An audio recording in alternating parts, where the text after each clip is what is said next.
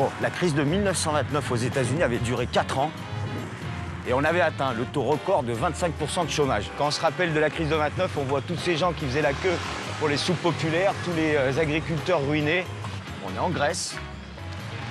Ça fait 6 ans que la crise dure et le taux de chômage est de 30%.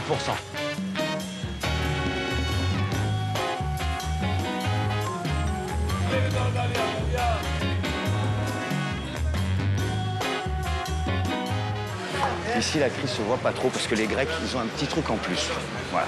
Un sens de la solidarité, le sens de la famille, l'ingéniosité du quotidien. Ça reste quand même assez violent. Il y a beaucoup de gens qui n'ont pas de travail. Les nouveaux explorateurs en Grèce, c'est tout de suite.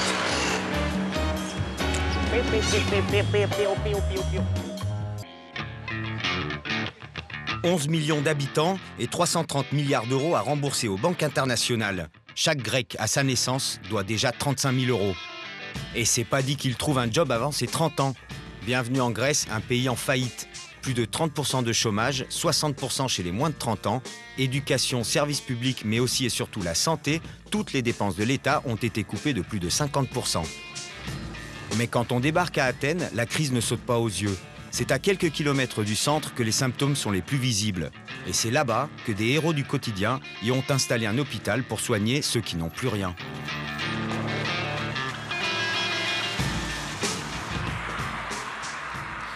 Bon, on est dans la banlieue d'Athènes, dans une ancienne base militaire américaine. C'est la clinique de l'Underground, c'est comme ça qu'ils l'ont appelé. C'est des médecins qui ont monté ça.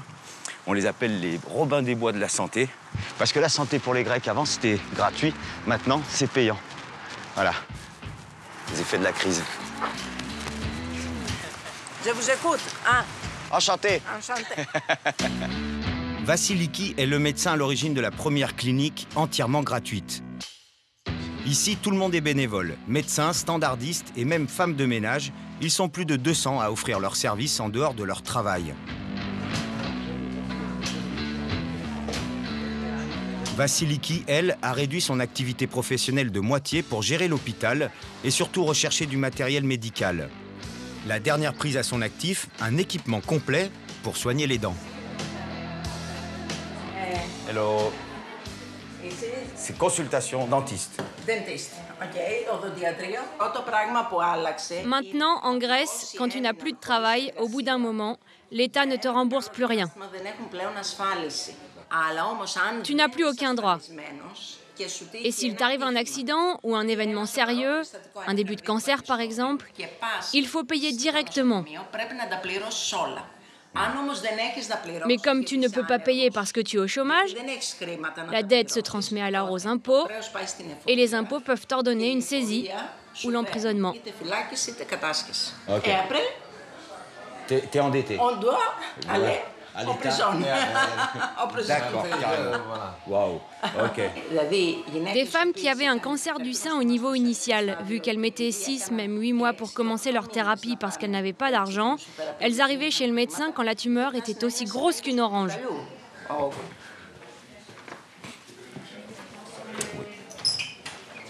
C'est ici qu'on se réunit et qu'on se repasse les informations sur les malades.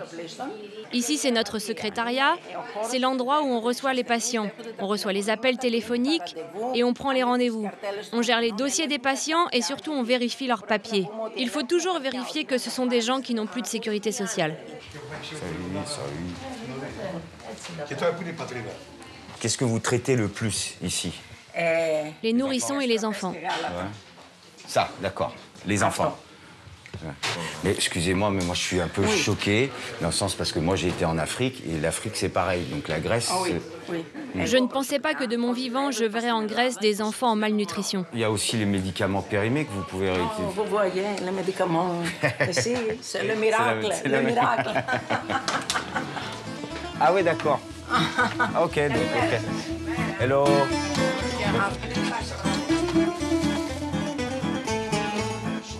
Le miracle, c'est la pharmacie, et elle ne tombe pas du ciel. Elle est le produit d'un travail acharné d'une dizaine de personnes qui parcourent toutes les pharmacies de la ville et vont même chez les particuliers en quête de médicaments qui n'auraient pas été utilisés. Regardez, on a récupéré cette boîte chez quelqu'un. Il avait noté quelque chose dessus. Nous, on efface la dose conseillée et on note la date et le nombre de pilules qu'il reste dedans. Vous voyez, toutes les boîtes ne sont pas remplies. Mais on doit écrire toutes les informations, même s'il ne reste qu'une seule pilule. Chaque médicament qui rentre est enregistré sur l'ordinateur. Est-ce que ça veut dire que vous savez ce que vous pouvez traiter comme maladie et celle que vous ne pouvez pas? Ça veut dire que si quelqu'un arrive à l'accueil et qui dit j'ai une maladie et que vous savez que vous n'avez pas les médicaments, vous êtes obligé de le rediriger quelque part ou vous cherchez le médicament. Ça, c'est pour la leucémie. Je veux juste que vous regardiez le prix. C'est 3 462 €. Pour un mois seulement. Oh, 1044. 1044,81 €. Oh, Ici, vous voyez, on a préparé des médicaments qui doivent partir vers les autres hôpitaux. On échange nos médicaments. Je vais préparer un colis qu'on va envoyer à la clinique du Pirée parce qu'un patient en a besoin là-bas. On prépare les colis, mais on a des petits problèmes pour les expédier.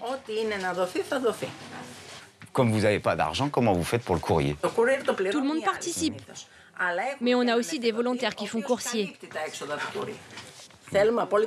On refuse l'argent pour 3 raisons. La première, c'est qu'on veut une transparence absolue, qu'il n'y ait aucun soupçon sur l'utilisation des dons. La deuxième est que nous voulons que les gens soient actifs. Les gens doivent surtout donner de leur temps. Il ne suffit pas de donner de l'argent et de plus s'en occuper. On ne veut pas de philanthropes. Et la troisième raison est qu'on veut que la société change son rapport avec la santé. Nous sommes le nouveau. Ouais, le renouveau. Le renouveau solidaire. Dehors du système. D'accord. Attendez, vous allez peut-être pouvoir m'aider. Ok.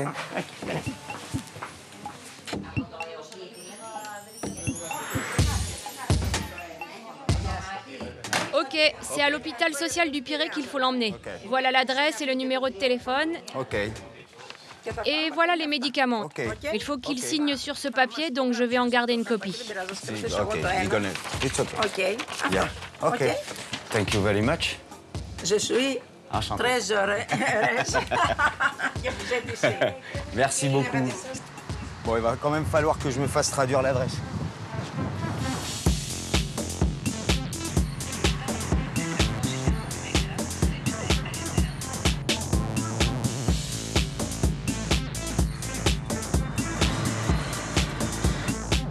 Hop.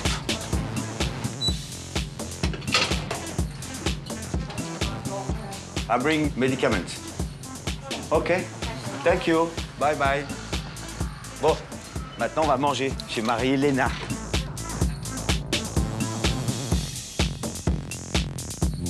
Un des effets les plus visibles de la crise, c'est la nourriture. Manger est devenu hors de prix pour la majorité des Grecs et sur les marchés, nombreux sont ceux qui achètent à crédit le moindre kilo de tomates. Pour la viande et les poissons, c'est encore pire. Le moindre achat donne lieu à des négociations sans fin. Va acheter de la viande si t'es pas contente.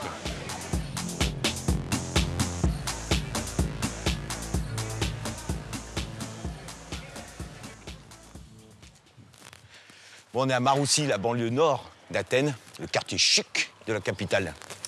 Il faut savoir un truc, c'est qu'ici, les gens ont perdu à peu près 50% de leur pouvoir d'achat. C'est-à-dire quand vous avez acheté un appartement dans un endroit chic, bah, il vous revient cher, parce que vous avez fait un emprunt à la banque. Et si votre salaire a diminué de moitié, bah, vous ne pouvez plus le payer. Alors ici, il y a des femmes qui se sont organisées, c'est chez elles que ça se passe. Elles font la cuisine, elles font des petits tupperwares, et c'est pour tout le monde, elles les vendent après. On va voir Marie-Hélène.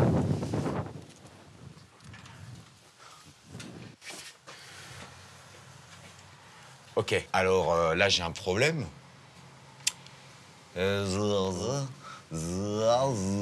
C'est pas ça. C'est là? This one? Ne. Ne? Ok. Thank you. Yes, it's Sébastien. C'est au 2e étage. Yeah, thank you.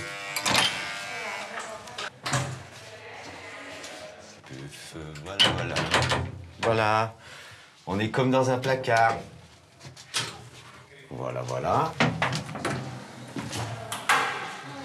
Hello. Sébastien. Marilena. Enchanté. Marilena a perdu son emploi il y a 1 an et demi. Depuis, elle travaille à la maison. Chaque jour, elle propose, via Internet, de vendre des plats tout préparés.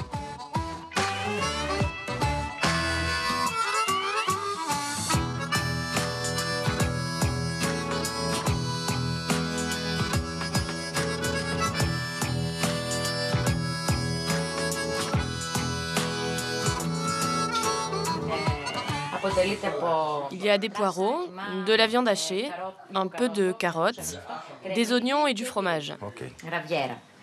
On met 4 feuilles en dessous et ensuite la garniture. Et on va couvrir encore avec 4 feuilles et plein d'huile d'olive. De l'huile d'olive grecque, bien sûr. Ok. Et toi, tu vas couper les champignons. Ah bah, dites-moi comment faire. Ok. Tu vois? Et votre mari, il fait quoi dans la vie? Il est cardiologue. Jusqu'à maintenant, c'est lui qui ramenait l'argent. Tu sais, en Grèce, dans chaque famille, il n'y a plus qu'un seul salaire. Vous avez vu beaucoup de gens perdre leur travail dans le quartier? Bien sûr. La moitié de mes collègues ont perdu leur boulot. Ok. Cookisto, c'est le nom du site internet où les femmes comme Marilena proposent leur service de traiteur à domicile. Chacune d'entre elles possède ses fans et chaque client peut choisir ce qu'il veut manger en fonction des offres quotidiennes. Four. Yeah. Yeah.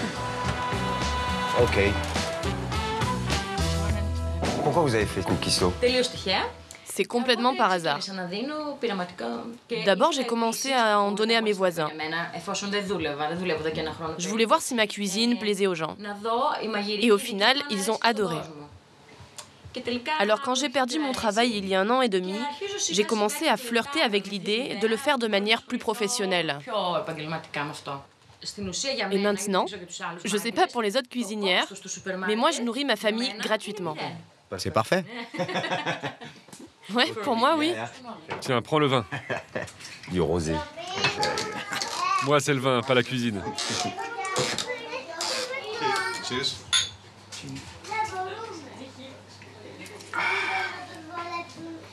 C'est du bon matos pour le reste de la journée. Ah, c'est prêt. C'est prêt. Oui, oui, oui, oui. Bon, ben, moi, je sors d'ici. Hein. Oh, j'ai une commande. Un client. Donc, tout arrive par Internet, téléphone, voilà, le monde moderne. Hein. Là, j'enregistre la commande. Et là, il m'envoie un mail sur mon ordinateur. Yorgos. Il veut 2 portions. 6 €. Et là, c'est l'endroit où il vit. Ok. Et vous devez aller le livrer chez lui? Non, il va venir. He's coming.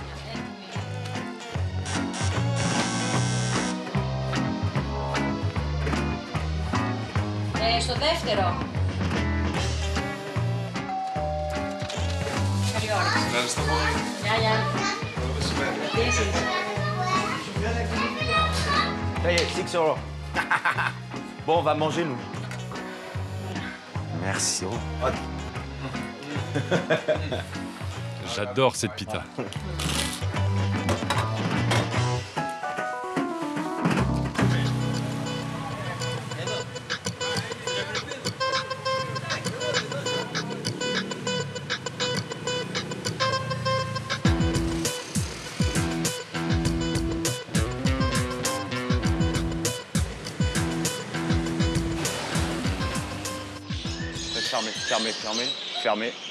Fermé.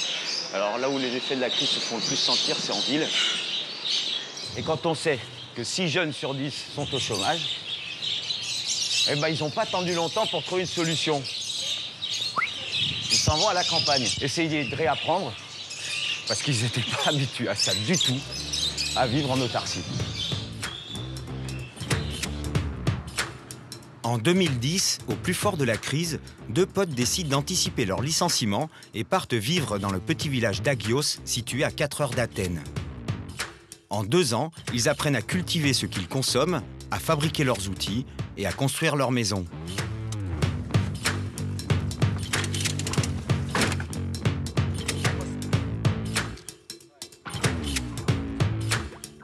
Apostolos était web designer, c'est le propriétaire des terrains. Il est parti à l'aventure avec Panos, ingénieur informaticien. Plomberie, menuiserie, charpente et même diététique, Panos sait tout faire. Cette yourte, c'est la première que nous avons construite. Elle est posée sur le sol. C'est une grosse erreur. Ah oui, parce qu'il y a beaucoup d'humidité. Oui, et pendant l'été, le sol chauffe la yourte et la chaleur reste à l'intérieur. Il fait chaud, très chaud, ce n'est pas bon. Celle-là, c'est la grande yourte. C'est la deuxième que nous avons construite. Et on a essayé de ne pas répéter les mêmes erreurs que pour la petite. On l'a élevée, on a mis des toilettes sèches dedans. Il y a une mezzanine. Comme vous pouvez le voir, il y a une cuisine, une douche. C'est une maison normale. À chaque fois qu'on construit une yourte, on essaye plusieurs choses. Chaque fois, on a une manière différente de faire les fondations, de faire la structure, de faire l'isolation, de faire le plancher, de faire les murs. On fait les portes avec des nouveaux matériaux et on change le toit aussi. Pour chaque yourte, on fait des tests. Par exemple, cette yourte sera très facile à chauffer pendant l'hiver. C'est très facile. Tu vas m'apprendre des trucs. Je t'apprends ce que tu veux. Leur nouveau credo, c'est l'enseignement. Tous les week-ends, Apostolos et Panos accueillent une trentaine d'étudiants en autarcie qui arrivent de tout le pays et parfois même de l'étranger. Un jour par semaine, durant 1 an, ils apprendront à construire une yourte, cultiver fruits et légumes, produire du savon et du dentifrice et même fabriquer des outils. Il y a beaucoup de monde, quand même. Le but étant pour chacun de ces stagiaires de pouvoir voler de leurs propres ailes et créer leur propre communauté. Aujourd'hui, c'est cours de diététique, parce que quand on mange uniquement ce que produit le jardin, il faut d'abord maîtriser sur le bout des doigts l'apport nutritionnel de chaque aliment. Vous devez oublier les blogs et les sites internet qui vous donnent la liste des 50 meilleurs aliments ou même ceux qui vous proposent les 20 meilleurs régimes. Ici, on va tout reprendre à zéro. Finalement, c'est peut-être les Grecs qui vont nous apprendre à supporter les crises. Ils sont en train d'apprendre au reste du monde comment passer entre les gouttes. On va parler de ce que les abeilles nous fournissent. Le pollen, la gelée royale et la propolis. Dans le pollen, il y a beaucoup d'acides aminés. Dans la gelée royale, on sait qu'il y a beaucoup de minéraux, des micronutriments et toute la série des vitamines B. La gelée royale est aussi un anti-inflammatoire. La propolis s'utilise pour guérir la grippe, les maux de gorge, mais aussi les blessures externes et les blessures internes, comme à l'estomac ou dans la bouche. Toi, tu viens du Canada? Exactement. Québec. Et pourquoi tu as décidé de venir ici? Parce que j'en pouvais plus. J'aurais pu aller un peu partout dans le monde. Il y en a d'autres, j'en ai trouvé d'autres, des communautés. Mais ici, ce qui est intéressant, c'est qu'ils éduquent les gens, justement, dans leur patelin, peu importe avec tes valeurs, les outils que tu as chez toi, à développer quelque chose. D'accord, c'est-à-dire les gens viennent ici, après ils peuvent exporter, entre guillemets, un savoir-faire. Exactement. J'ai pris 1 an sabbatique, j'ai fermé mon appartement, j'ai vendu mes meubles, j'ai fait une sélection de mes vêtements pour ramasser ça. Au revoir à tes potes. J'ai au revoir mes potes, j'ai payé mes dettes, mes comptes avec et tout ça. Je suis parti la tête tranquille. J'ai un billet d'avion. J'ai pas de billet de retour. On va aller au 3e endroit, en fait, parce que l'école s'organise comme ça. Il y a là, ici, on appellera ça le siège social. Il y a l'autre lieu, on a vu les yourtes, c'est là où ils font les expériences, là où ils font les erreurs. Et là, on va aller au 3e endroit, c'est à la montagne, là où ils projettent de vivre, voilà, en complète autarcie.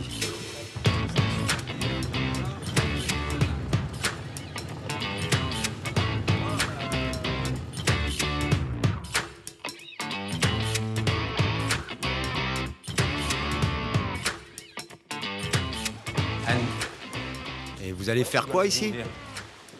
Des fiestas. Il faut que tu imagines ce lieu comme le centre du projet. C'est un peu comme la place du village. OK. OK. Il y a du Zef, hein?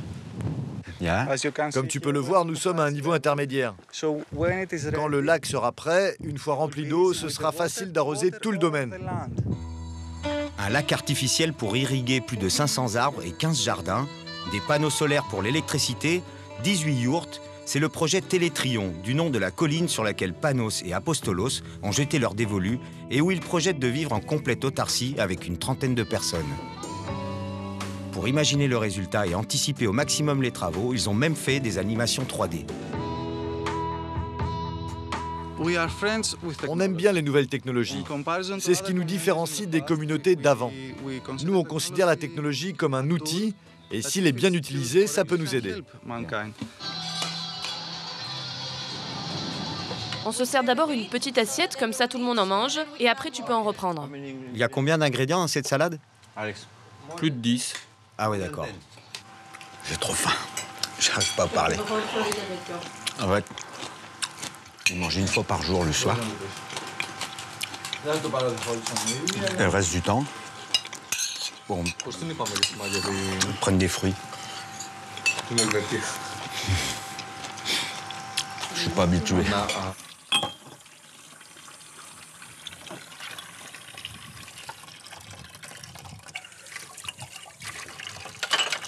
Alors, le problème, en fait, dans ces trucs, tu sais, où tu habites à plusieurs, c'est qu'en fait, tout le monde dit que chacun fait son assiette. En fait, non. Il y a toujours un qui oublie, tout ça. Je sais pas si je serais capable de vivre comme ça, moi. OK. Ha! I bring mine. Good. I think... Good night.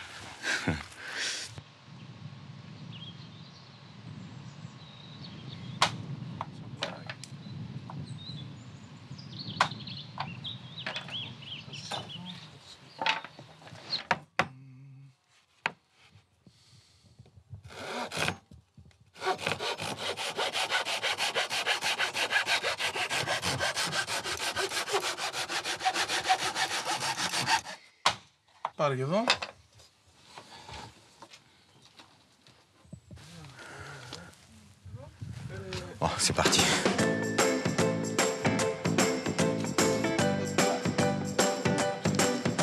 Les étudiants en fin de formation restent sur place 2 mois d'affilée pour peaufiner leur apprentissage. Et finalement ici, la notion de travail n'existe plus. À chaque moment, on joint l'utile à l'agréable. Ce n'est pas du travail, c'est la vie. Si ton toit est cassé, tu dois travailler, gagner de l'argent et aller chercher quelqu'un que tu payeras pour qu'il répare ton toit. Si mon toit se casse demain, je me lève et je répare mon toit. Ce n'est pas du travail, c'est la vie. Si tu fais cette connexion, alors tu t'en fous. Tu peux travailler toute la journée.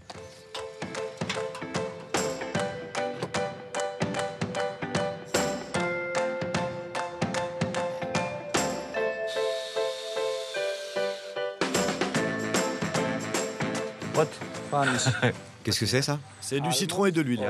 Ouais. C'est bon pour les cheveux. Ah ok, c'est ici l'atelier.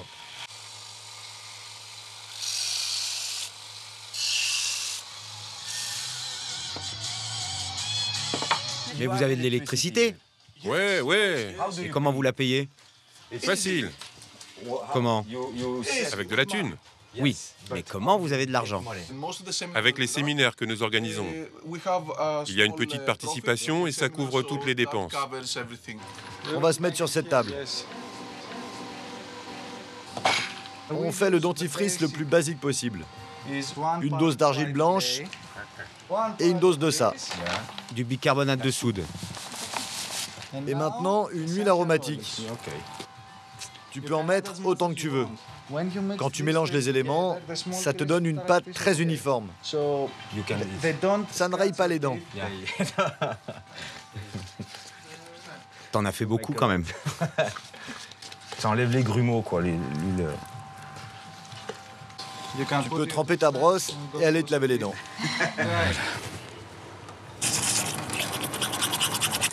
Ça pique.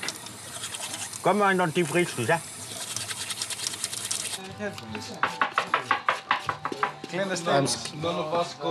Voilà, pour les besoins de la communauté, en essence, machin. Voilà comment se faire allez, 20 minutes. Tu peux vendre tout ça pour une 50aine d'euros.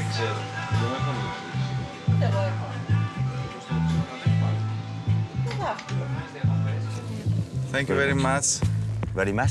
Much and much. Much. Mucho gusto.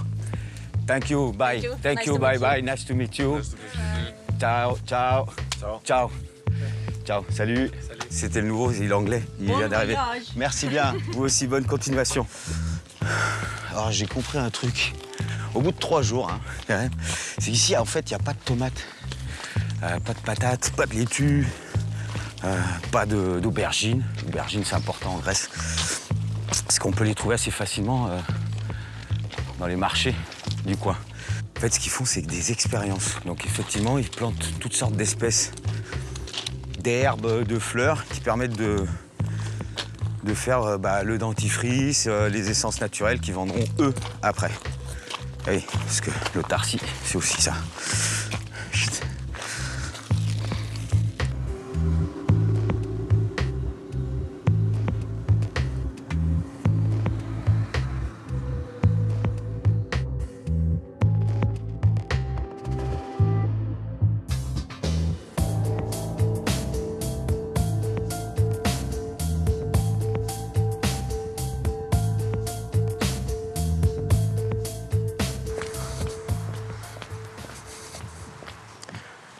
Bon, alors on est à Patra, à la limite de Patra. Je viens voir Kostas Siosos. Il est polytechnicien et en Grèce, il n'y a pas de boulot, même pour les polytechniciens. Et il se trouve qu'il aime bien la bière. Donc il s'est fait une brasserie dans son petit 30 mètres carrés, tranquille. Hello, how are you? Kostas a fini ses études quand la crise financière a commencé. Il n'a jamais pu trouver un travail.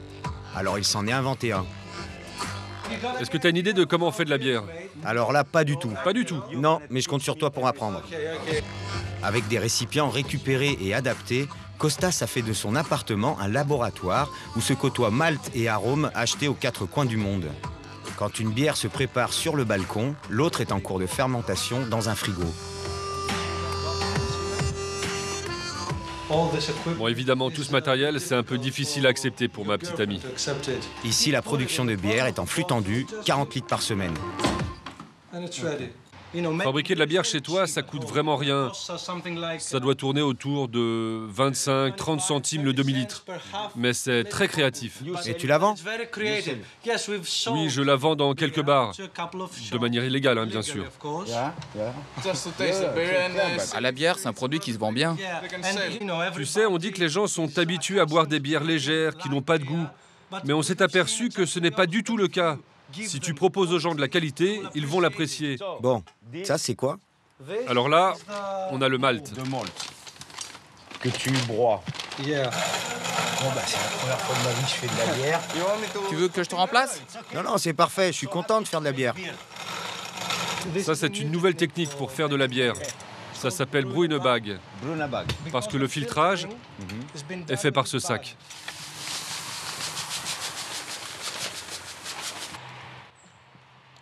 Et c'est tout. Très simple. Et maintenant, on met le couvercle et on attend 1 heure environ.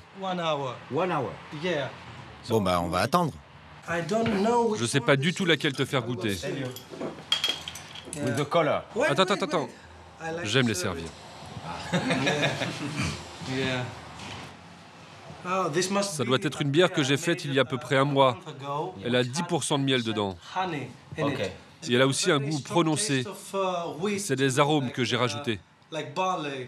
Voyons comment est la suivante. Il aime bien les servir. Elle est peut-être un peu plus amère, celle-là. Attends, mais elle est super. Elle est amère et sucrée en même temps. Tu veux en essayer d'autres? Cette bière a besoin de 2 semaines de plus. Si on l'ouvre dans 2 semaines, le goût sera plus rond. Sens-la. Waouh. Celle-ci, c'est une bière très fraîche. Tu vois comme les bulles sont petites? J'aime faire des bières qui ont du goût. Un goût qui t'arrive en pleine face. On a besoin de cette bassine. Maintenant, on met ce truc en bois.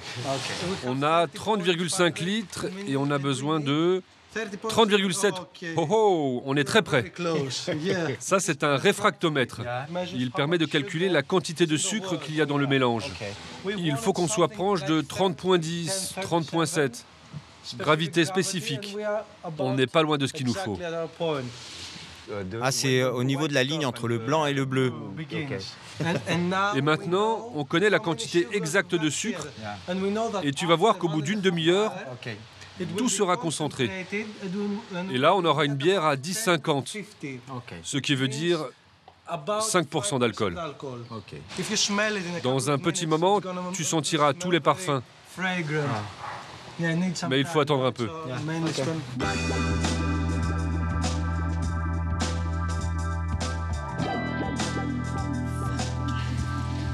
On a tout stérilisé. Si tu touches le tuyau à la sortie, c'est très chaud. Là, il faut stopper la chaleur. Alors on fait passer de l'eau froide dans un tuyau. Et la chaleur est transférée. C'est maintenant que la fermentation commence. Tout est bon, tout est parfait. Voilà le fruit de notre travail.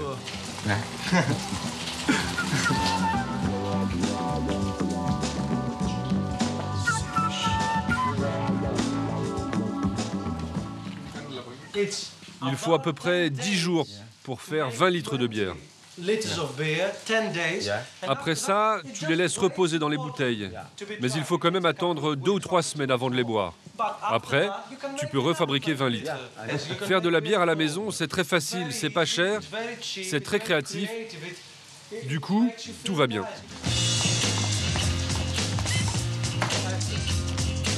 On va manger aussi, hein. C'est important. À Patra, Kostas vend sa bière dans une dizaine de restaurants. Grâce à sa production, il vit aujourd'hui avec l'équivalent d'un SMIC grec. C'est pas beaucoup, mais au moins la bière est gratuite quand il va au resto. Voilà.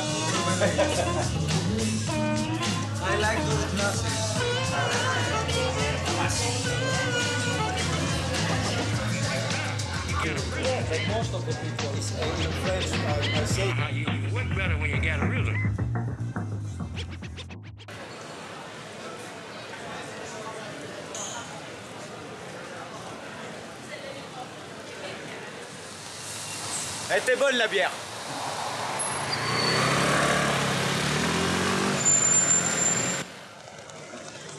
Alors le nouveau truc en Grèce, c'est de prendre les transports en commun, le train, les bus, et même faire du covoiturage. En fait, le prix de l'essence est à 1,80 €. C'est le 3e prix le plus cher d'Europe.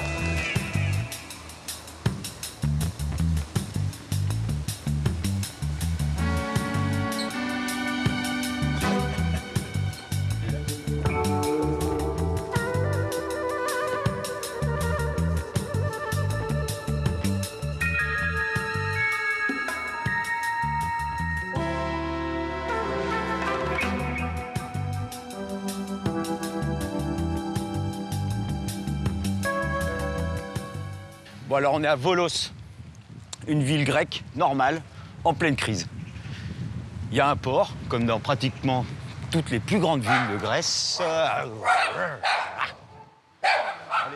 Dès qu'on dit crise, les chiens s'énervent ici. Les magasins sont fermés et les gens n'ont plus d'argent. Sauf qu'à Volos, quand on dit on n'a plus d'argent, il s'agit des euros. Parce qu'ici, ils ont autre chose. Ça s'appelle les thèmes. Le thème, c'est une unité de monnaie virtuelle inventée pour remplacer les euros. Elle est utilisée par ceux qui n'ont pas d'argent, mais qui ont un savoir-faire et du temps. Hello. Bonjour, je cherche Christos Papaioannou. Christos Papaioannou. Il n'est pas encore arrivé. Je peux attendre ici? Regardez de l'autre côté, il est peut-être là-bas. Merci. Bonjour, c'est moi Sébastien. Et toi, t'es Christos? Grâce à Christos, plus de 2000 personnes à Volos s'en sortent en échangeant des produits et des services sans jamais toucher une pièce de monnaie. C'est ici, it's here. Yeah. Bon, qu'est-ce qui se passe ici? Hello, I'm Sébastien. Qu'est-ce que vous voulez, monsieur? Oh ben voilà, monsieur parle en français. Je veux me renseigner, savoir ce que c'est les thèmes. Non, attends, je suis pas si bon que ça en français. Okay, but here it is forbidden. Ici, les euros sont interdits. Ils restent en dehors du marché. Yeah. Here, yes, Yeah. you can use Ok. it. Donc en fait, le marché ici, on peut tout y acheter. À manger, des vêtements, des lampes. Et c'est là où les gens se rencontrent. Et il y en a un qui est coiffeur, il dit « Attends, j'ai besoin de me faire coiffer les cheveux. » Bienvenue à Themland. Vous l'aurez compris, ici on ne paye pas en euros mais en thèmes. Ce n'est pas du business, mais des transactions solidaires où l'on peut échanger une vieille radio contre une coupe de cheveux ou une veste en cuir contre une consultation médicale. Chaque service rendu a sa propre valeur et les thèmes que vous accumulez vous permettront d'acheter ce que vous voulez dans des centrales d'achat dédiées à cette monnaie. Les transactions sont enregistrées sur une plateforme informatique, tout est virtuel, aucun billet n'est échangé. Je me sens un peu comme un pauvre, en fait. J'ai des euros, mais j'ai pas de thème. Je peux rien acheter.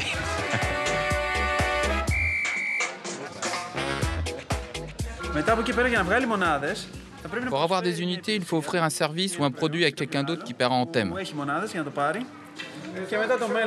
Et ensuite, l'autre membre pourra accéder à la plateforme par un ordinateur ici ou depuis chez lui, de n'importe où en fait. Il peut le faire par Internet tout seul, il n'a pas besoin de venir ici. Il va donc transférer les thèmes de son compte au compte du membre qui a travaillé. Si on le fait ici, il peut prendre un petit papier, une sorte de facture, comme preuve que la somme a été transférée. La grande différence avec ce modèle économique, c'est que dans notre cas, la valeur des choses est décidée par les membres eux-mêmes. Il n'y a personne de l'extérieur, un politicien par exemple, qui puisse imposer des politiques économiques et des valeurs financières. C'est de l'argent, ça. Yeah. C'est très vieux. OK. Yeah, very, very beautiful. Yes. Et ça, c'est 7 thèmes. Yes. OK. C'est le vieux modèle capitaliste qu'on applique. Yeah. Dans les temps anciens, les gens dans les villages disaient « Aujourd'hui, il faut réparer le toit d'un tel. » Tout le village venait et donnait un coup de main. Mais quand les villages ont eu besoin de choses qu'ils n'avaient pas, c'est là qu'ils ont inventé l'argent. Et qu'est-ce que vous offrez comme service, vous, ici? Je répare du matériel électronique et électrique, tout type de machines pour la maison. Panos était pilote d'hélicoptère dans l'armée. Il est aujourd'hui à la retraite et fabrique des amplis à lampes et des émetteurs radio avec du matériel récupéré. Hé, moi, tu me dis que tu répares de l'électronique et que tu fais des amplis à lampes chez toi. Bon, bah, je me tape l'incruste. Par là. Les souhaits. Faites-moi voir votre atelier. Bienvenue dans la caverne de Panos. Ici, les machines à café deviennent des émetteurs radio et les pièces détachées d'oscilloscopes sont utilisées pour réparer des perceuses électriques. Cette boîte était une partie d'un four à pizza. Pardon? Et je l'ai transformée en un transmetteur. Ce qui est en dessous, c'était un ordinateur. Mais maintenant, c'est une alimentation électrique. Et ça, c'est une boîte qui provient d'une machine à café de Suède. Une machine à café et c'est devenu un émetteur radio. Oui, c'est un amplificateur de signal. Regarde ici. Regarde-moi, c'est la petite embobinée, quoi. C'est un ampli à lampe, quoi. Avec un plan, c'est facile à fabriquer. Et pour vous, c'est normal, ça? Oui, complètement normal. Regarde comme c'est brûlé. Alors que ça devrait être comme ça. Ah oui. Couleur cuivre. Mais c'est noir. Alors je dois trouver une pièce comme celle-ci. Mais vous pouvez la réparer? Si j'ai la pièce, oui. Mais si je ne l'ai pas, je ne vais pas aller l'acheter pour réparer. J'en ferai des pièces détachées. La crise ne vous a pas trop affecté? Tout le monde est touché par la crise. Moi, ils ont coupé ma retraite. Alors maintenant, j'utilise les thèmes et d'autres petites choses. Mais le plus important, c'est d'utiliser son cerveau. Tu vois dans les lampes à économie d'énergie, à l'intérieur, il y a un circuit électronique. Et ce circuit électronique coûte beaucoup plus cher que les économies d'électricité que tu peux faire avec.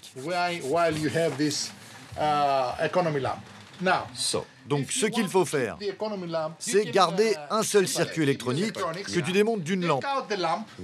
Et après, tu achètes une nouvelle ampoule pas chère, comme celle-là, et tu la reconnectes. Comme ça, tu n'achètes plus de circuit électronique, et c'est bon pour la planète. C'est un petit exemple de ce qui se passe autour de nous. C'est du lourd. OK. Merci. De rien. Thank you very much. Panos. Anytime. Yeah.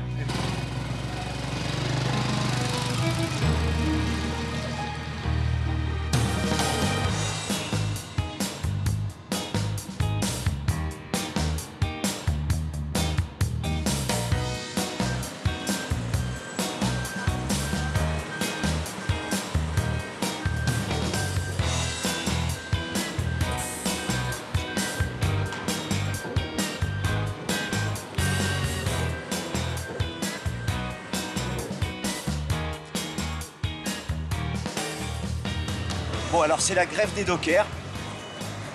On m'a dit qu'il fallait acheter les billets pour aller en Crète sur le port. C'est ce bateau rouge là-bas qui a la bande rouge. Thank you very much. Bye. Thank you.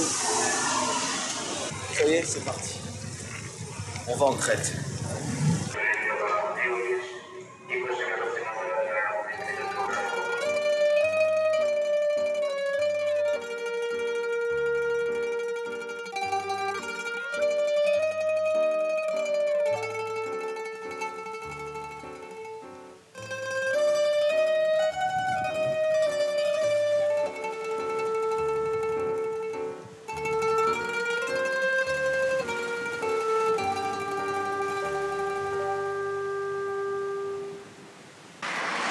Bon, alors on est en Crète, à Héraclion.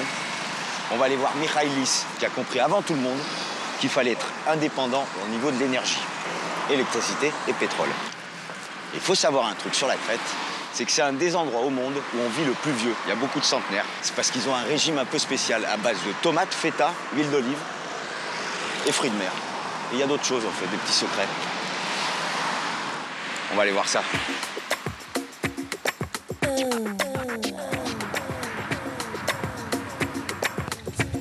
J'ai rendez-vous avec la star de l'île. Depuis la crise, les gens viennent de tout le pays pour lui demander conseil. Nice to meet you, Sébastien. Sébastien? C'est toi le français? Michaïlis. Depuis 30 ans, avec le soleil, le vent et surtout l'eau, Michaïlis produit toutes les énergies dont il a besoin. Pour lui, la crise est plus facile à encaisser. Ici, c'est le labo où je fais mes expérimentations. Bon, en fait, toute ma maison est un labo. C'est avec ça que je produis de l'hydrogène, tu vois. Je récupère l'eau de l'atmosphère et je la casse par électrolyse. Du côté vert, c'est l'oxygène, vu que les plantes sont vertes. Moi, je les peins symboliquement en vert. Et de ce côté, la partie bleue, c'est l'hydrogène. Ce sera notre combustible, c'est ce qui nous intéresse. Ici, c'est une chambre vide. C'est l'endroit où l'hydrogène reste pour après passer là-dedans, tu vois. Ça, c'est pour enlever le reste des vapeurs d'eau et les autres impuretés. Ça passe ensuite par ce piège. On élimine aussi les vapeurs qui, potentiellement, ont pu passer. Bon, je vous donne quelques éléments sur l'hydrogène. L'hydrogène est le combustible le plus puissant qui existe. Avec une bouteille de 20 litres, tu peux faire rouler une voiture sur 200 bornes. Pour produire 1 litre d'hydrogène, il faut 9 litres d'eau. Regarde. C'est de l'hydrogène 100% pur. Pour faire simple, voilà le schéma de l'électrolyse de l'eau. Pour produire de l'hydrogène, il suffit de prendre un bac avec de l'eau dedans. Si on y plonge 2 barres en fer sur lesquelles on applique du courant électrique, on aura de l'hydrogène d'un côté et de l'oxygène de l'autre. Mais Michaïlis ne produit pas que de l'hydrogène. Il fabrique aussi ses propres panneaux solaires et possède 2 éoliennes. Depuis 3 ans, il ne travaille plus, non pas parce qu'il s'est fait licencier, mais plutôt parce qu'il l'a décidé. L'eau, l'électricité, le combustible et même la majorité de ce que je mange, moi je l'ai gratuitement. Alors que les autres, ils doivent travailler pour se le payer. Alors pourquoi moi je devrais travailler? Je me suis toujours projeté très loin. Et je crois qu'il y aura des temps bien plus durs devant nous. Pas seulement en Grèce. Dans quelques années, ce qui se passe ici, ce sera la situation de tout le monde, voire pire peut-être. Donc la solution nous sera donnée encore une fois par la nature. Il faut que nous adoptions juste petit à petit un nouveau modèle. Alors c'est dans la cave, il y a des trucs. Yeah, I can see that. J'ai vu. Ok. Attendez, il faut juste enlever ça. Ok. Cette machine fonctionne avec du pétrole crétois. Wait. C'est de l'huile d'olive. Tu peux le mettre dans ta salade si tu préfères. Salade ou électricité, au choix. C'est bon le pétrole crétois. Là, le générateur est prêt, on peut le faire démarrer, très simple.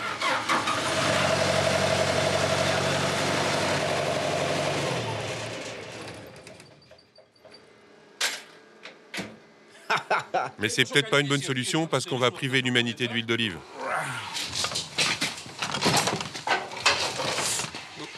Hop. On produit ça à partir de fruits périmés, des cannes à sucre ou n'importe quoi. Ça fait 80% d'alcool. Et c'est ça que j'utilise comme combustible. Il faut juste faire quelques modifications au niveau du moteur, régler la carburation. Il faut bien régler la proportion entre le combustible et l'air.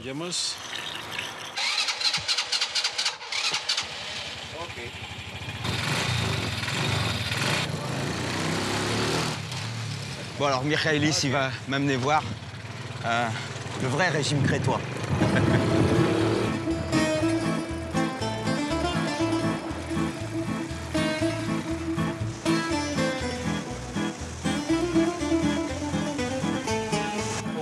Vous avez ramené la viande?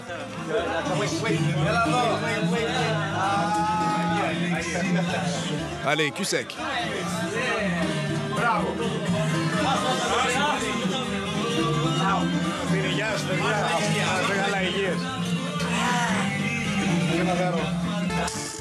Bienvenue dans un Casani, une distillerie locale, la tradition crétoise. Ici, crise ou pas crise, on fait du raki. Et on boit directement à la source.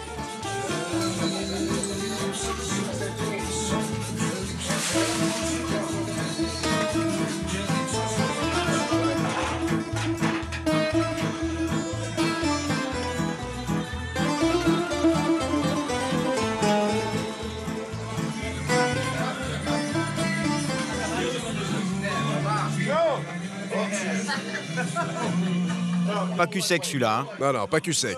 Doucement.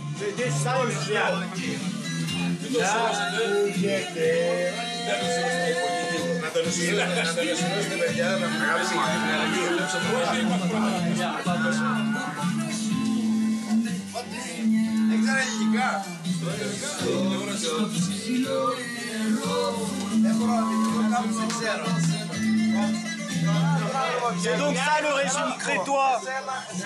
Jamais dire non. Vide. Il était vide son verre. Oh mais je vais pas me faire avoir.